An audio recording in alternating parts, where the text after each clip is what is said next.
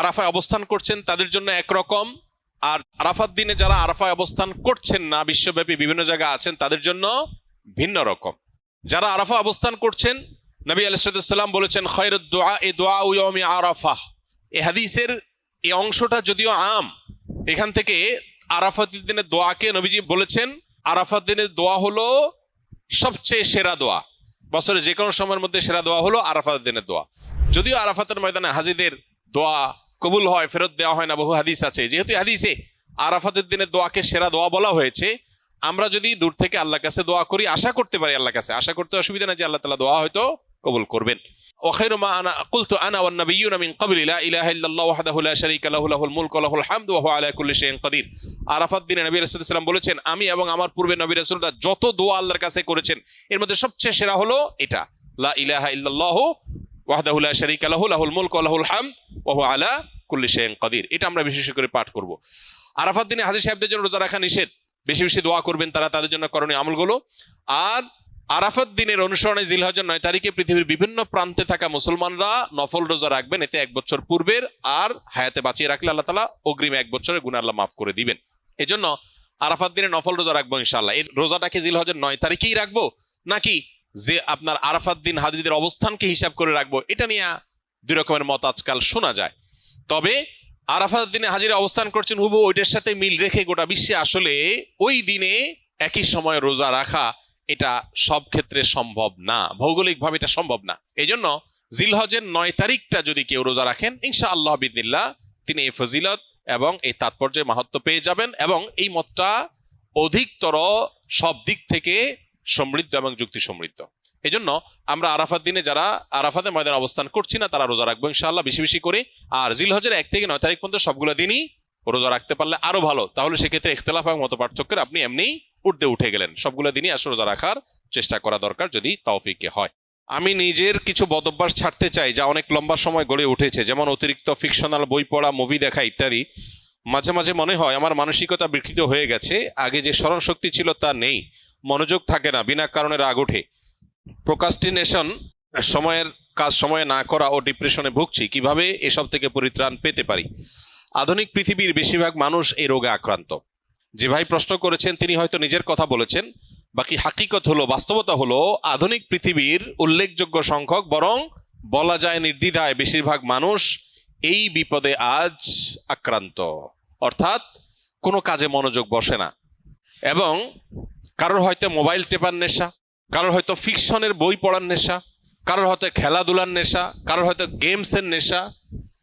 Dopamine এবং নেশা এগুলো আমাদেরকে আষ্টে পিষ্টে বেঁধে ফেলেছে এবং আমাদেরকে জঘন্য রকম ভাবে অসুস্থ করে ফেলেছে। এগুলো থেকে উত্তরণের জন্য আমাদের নানাবিধ উদ্যোগ থাকা উচিত। এর মধ্যে সবচেয়ে বড় করণীয় হলো, যেই কোনো কাজ অতিরিক্ত নেশা হয়ে গেলে সেটা ছেড়ে দেওয়া বা সেটা থেকে সরে আসার চেষ্টা এবং সংগ্রাম চালানো দরকার। সবচেয়ে বড় কথা হলো, একজন ইমানদার একটা সুনির্দিষ্ট রুটিন, যেটা খুবই প্রোডাক্টিভ হবে, তার জীবনের বারাকা আসবে, এরকম একটা রুটিন সুন্নাহর সাথে, কোরআন এবং হাদিসের সাথে মিল রেখে তিনি নিজের জন্য যে করবেন এবং সেটার উপর আমল করবেন। এবং সুন্নাহ সম্মত যে রুটিন হবে, সেই রুটিনের উপর তিনি যদি আমল করেন, তাহলে ডোপামিন থেকে বেঁচে থাকা তার জন্য ইজি হবে, সহজ হবে ইনশাআল্লাহ। এর বাইরে বিশেষ করে যে বিষয়গুলো তাকে অনেক বেশি আসক্তির দিকে নিয়ে যাচ্ছে, নিজে থেকে সেটা ট্রিটমেন্টের উদ্যোগ নিতে হবে। প্রয়োজনে কোনো মেন্টর, কোনো উপদেষ্টা, শরঈ উপদেষ্টা নিয়োগ দিতে হবে।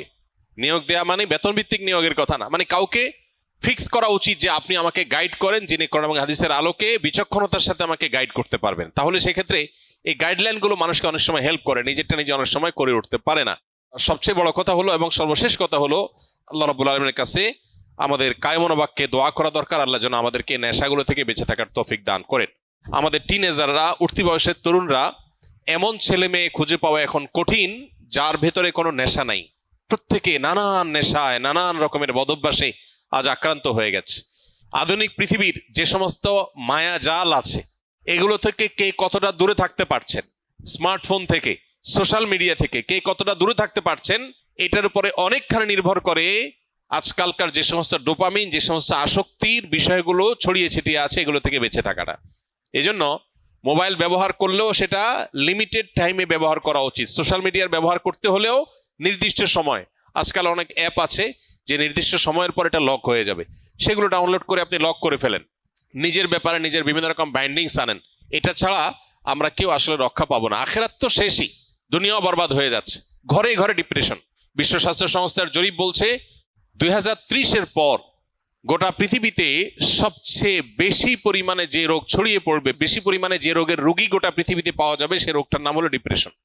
একদিকে আমরা দেখতে পাচ্ছি একটা চিত্র সিনারিও যে সুখের বিভিন্ন আইটেমগুলো বাড়ছে, কতভাবে মানুষকে সুখ দেওয়া যায়, দুনিয়াটাকে জান্নাত বানানোর বা একটা দামি জান্নাত বানানোর একটা চেষ্টা কসরত আমরা একদিকে দেখতে পাই, যে কোনো ত্রুটি কোনো কষ্ট যেন না হয় মানুষের, সব স্মুথ। এটা একটা সিনারিও। আর আরেকটা সিনারিও হলো প্রত্যেকটা ঘরে ঘরে, বড়রা তো আর বড়রা, মানব ইতিহাসে কখনো বাচ্চারা যেখানে ডিপ্রেসড এরকম ছিল না, এখন ঘরে ঘরে যত আধুনিক, যত উন্নত, যত অগ্রসর, তত বেশি বাচ্চাদের মধ্যেও ডিপ্রেশন বেশি পাওয়া যাচ্ছে, আত্মহত্যার প্রবণতা বাড়ছে। এটা আমাদেরকে বার্তা দেয় জাগতিক এই সমস্ত উন্নতি অগ্রগতির কোনো টুলস মানুষকে সুখী করতে পারে না। আল্লাহ বিজিক্রিল্লাহি তাতমাইন্নুল কুলুব, ঈমান এবং নেকামল ছাড়া, আল্লাহর কাছে আত্মসমর্পণ করা ছাড়া পৃথিবী সুখী হতে পারে না।